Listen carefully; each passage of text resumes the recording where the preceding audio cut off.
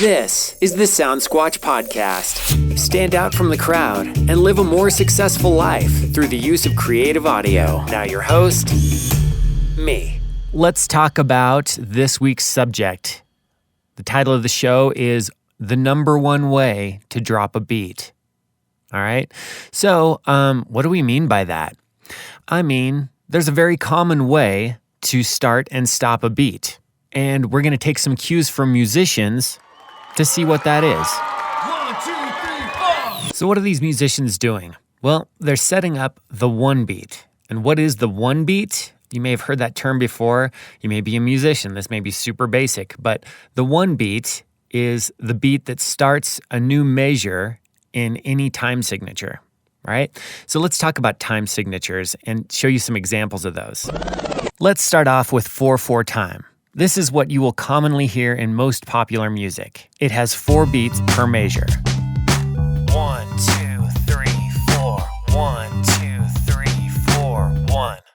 Another fairly common time signature is 3/4 time, so 3 beats per measure. 1, 2, 3, 1, 2, 3, 1, 2, 3, 1.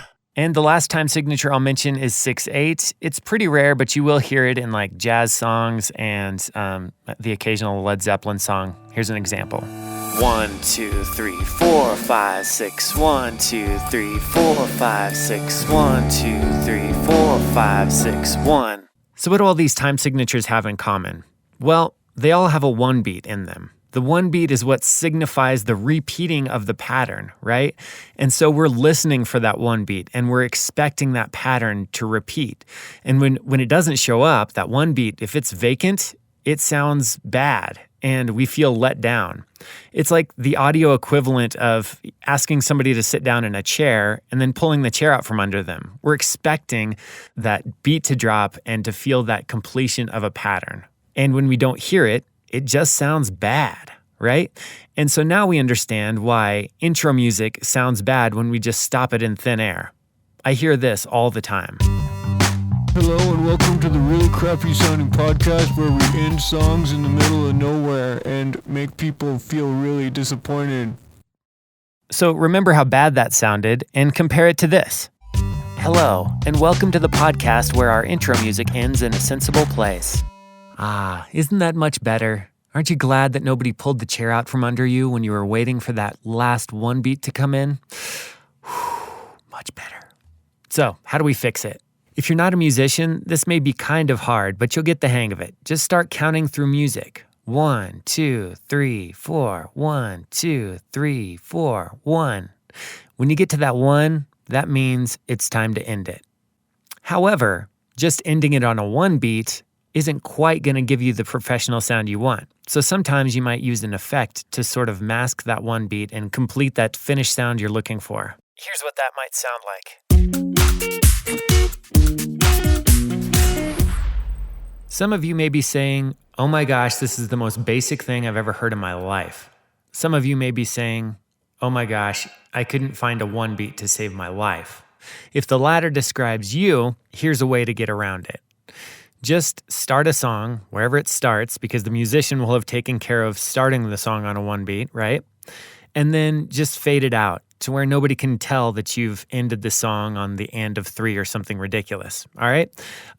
So that's one way to get around that. And if you want outro music, you can also do the opposite. You can fade it in so nobody can tell what beat you started on. And then when the song ends, the musician will also take care of that for you and end the song on a 1 beat. So anyway, those are some quick tips on how to sound better and how to do things in a sensible manner. Now just one last thing. Okay, so the last thing we do every week is talk about how audio editing can be a metaphor for life. And this week we talked about the structure of music and how following patterns makes things sound good, right? So I was thinking about how that applies to everyday life. And I think as podcasters, a lot of us are sort of free-spirited, entrepreneurial-minded people who want to like buck the system and do whatever we want, right? And while that innovation and stuff is really good, we still have to remember that there's beauty in structure. We can't just do whatever we want, when we want, no matter what, right? Otherwise, life would be a lot like this.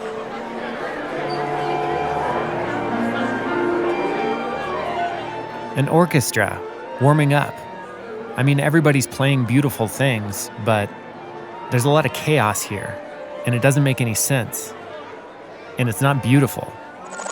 So, think about that in your day-to-day. Don't get me wrong, I'm all for innovation and doing new things and striking out on your own, but we have to remember that there's beauty in structure. Be purposeful about staying on task. Develop patterns that you fall into that will allow you to create your art or develop your business idea. This sort of structured life doesn't sound beautiful to the artistic types in the group, but neither does this. That's all I've got for you guys today. Have a good one. Thanks for listening to the Sound Squatch podcast. Download free sound design and see what else the Sound Squatch has to offer at soundsquatch.com.